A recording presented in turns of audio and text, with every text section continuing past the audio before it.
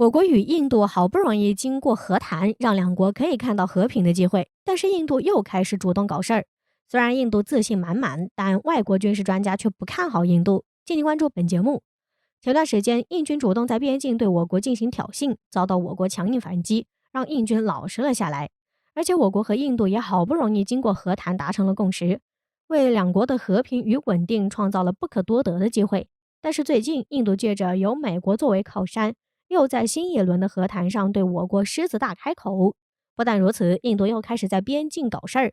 据媒体报道，印度军方在中印边境部署了数量庞大的新型作战装备，印军就是想用这些作战装备来弥补和我国在高原作战的差距。原来，数量庞大的新型作战装备就是印军蜂群无人机作战系统。印军还狂妄地宣称，这将成为他们的力量倍增器，不但能为印军提供强大的侦测能力，而且还能针对性地对敌方采取攻击、控制、干扰等行动。从印度军方做出这样的挑衅举动，或许可以看出他们根本没有与我国在边境地区和解的诚意。这将会导致中印边境好不容易平稳下来的局势急剧恶化，甚至很有可能使我国与印度在边境地区又爆发新一轮的冲突。同时，印度这样的做法也是在讨好他的大哥美国。在印度看来，只要把美国舔开心了，将会从美国手中拿到更多的好处，这也就是印度两面三刀、毫无信誉的一贯表现。面对印度的挑衅行为，我国肯定是要进行反击的。但是要反击，我们首先就要弄明白印度这个蜂群无人作战系统到底是什么。说的简单一点，就是动用大量的无人机进行相互分工和合作，能够在复杂的战场上完成一些非常困难的任务。可不要小看这种作战方式，因为蜂群无人作战系统的作战能力不能用1+1的方式来看，它的作战能力是成倍增长的。而且由于这些无人机成本相对来说比较低廉，就算损坏了也可以及时补充。最为麻烦的是，由于这些无人机的体积非常的小，如果用防空系统来打击，完全是得不偿失。就像是拿高射炮去打蚊子。那面对这种情况，我国该怎么办呢？有外国军事专家就表示，中国其实也有这样的作战系统，甚至毫不逊色于美国。印度就更加没法和中国去比较了。但是还是要鼓励一下印度的勇气，只不过吹牛的日子可不好过呀，到时候别被狠狠打脸。的确，这只是印度坐井观天罢了，我国早就没把印度当成对手。所以这些年中印边境上，我国根本没有部署过太过高端的武器装备。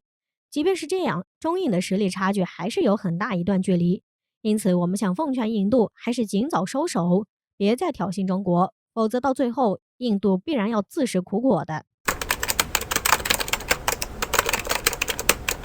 美国人只想证明一点，美国有能力打赢中国。于是美国人绞尽脑汁抓住最后的优势，变着法的给自己打气。前不久，美国媒体发布了一篇分析文章称，尽管中国海军拥有了全球规模最大的舰队，但要是论舰艇总吨位的话，其实也就只有美国海军的一半。所以相比中国海军，美国海军依然拥有着压倒性的优势。然后在近日，美国媒体又进一步指出，美国海军不仅舰艇吨位比中国海军强，武器也比中国海军厉害。美媒表示，军舰的威力都取决于搭载的武器强不强，这又是美国海军的一大优势。中国海军的舰艇规模虽然大，但攻击型导弹数量也就在4000枚左右。反观美国海军的载弹量至少达到了10000枚以上，火力要远远强于中国海军。而且美国军舰搭载的都是 MK41 垂直发射系统，可以兼容多种弹药，这样不仅能够满足反舰和对陆打击需求，还能够同时满足防控需求。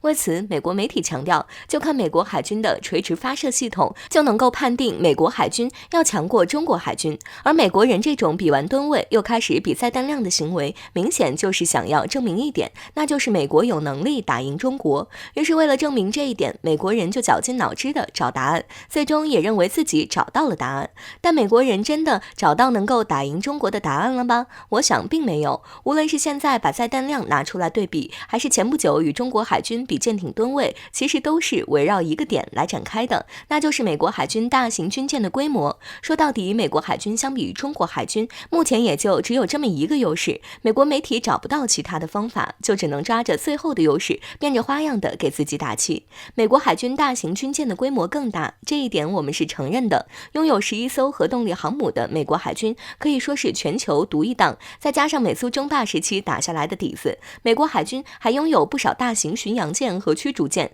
再加上弗吉尼亚级核潜艇，美国海军的家底还是很深厚的。除此之外，美国海军这10几年基本上都是在啃老本，舰艇技术发展上没有任何建树。当初立项被美国人捧上天的朱姆沃尔特级驱逐舰，在订单缩减到3艘后，不得不对外宣布项目失败。然后，当初被称为未来战舰的滨海战斗舰，也开始被美国人自己冠上了漂浮的垃圾堆称号。而与美国海军发展困境不同，中国海军在这10几年里却是展现出了极大的发展潜力。如今，在这短短10几年里，中国海军已经拥有了2艘航空母舰。虽然与美国海军现役航母相比，性能上还有着不小的差距，但辽宁舰和山东舰的出现也并不是为了对标美国现役航母而建造，这也仅仅只是中国航母发展走出的第一步而已。如果说航母与美国海军的差距还比较大，那么在两栖攻击舰和导弹驱逐舰方面，美国也就只剩下规模优势了。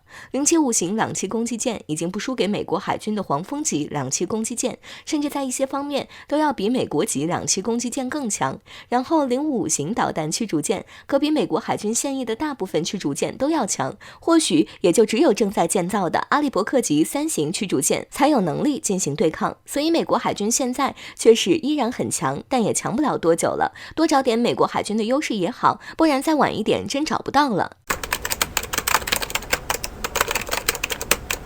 数万难民冲击波兰边境，波兰总理气急败坏。然而，俄罗斯方面还给出了一个令人更加难堪的建议。敬请关注本节目，了解详情。中东难民问题历来受到世界各国的高度关注，尽管多国都有接收难民的传统，但随着中东地区产生的难民数量不断增加，欧洲国家也开始为此苦恼。这不，欧洲国家波兰最近就遭遇到了这种问题。据人民日报海外网的消息称，在波兰和白俄罗斯边境地区，目前有超过1万名来自中东的难民，在两国边界地区寻找机会打破铁丝网，从而进入波兰。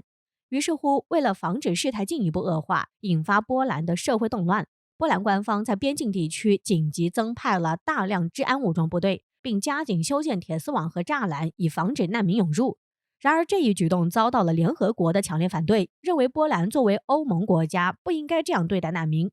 可显然，联合国的反对没什么用，因为这次波兰后面站的是整个欧洲。一旦波兰愿意让难民们通行，那整个欧洲国家都将不得不打开接收难民的口子。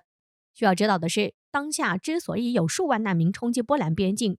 主要是因为坐落在俄罗斯西部边界的白俄罗斯与波兰和立陶宛接壤。许多中东的难民想要进入德国和立陶宛避难，因为德国政府对难民实行开放政策，但是波兰和立陶宛当前对难民的态度异常强硬，这使得大批难民被迫滞留在白俄罗斯和波兰交界地区，进而导致自8月以来不断升级的难民危机。面对边境上越来越多的难民，波兰官方也是感到非常的焦虑。该国总理马特乌斯·莫拉维茨基还为此气急败坏地指责俄罗斯，称这场难民潮是由普京发动的。针对波兰和欧盟的难民战争，俄罗斯是幕后主使，而白俄罗斯总统则是执行者。可事实上，来自中东的难民们之所以会越来越多，其根本原因还在于美国及其盟国对这些地区发动的战争。美国及其盟国应该对这些难民的生活问题负责，而且作为当今世界综合国力排名第1的大国，美国应该带领西方国家在难民等国际问题上也应该承担更多的责任，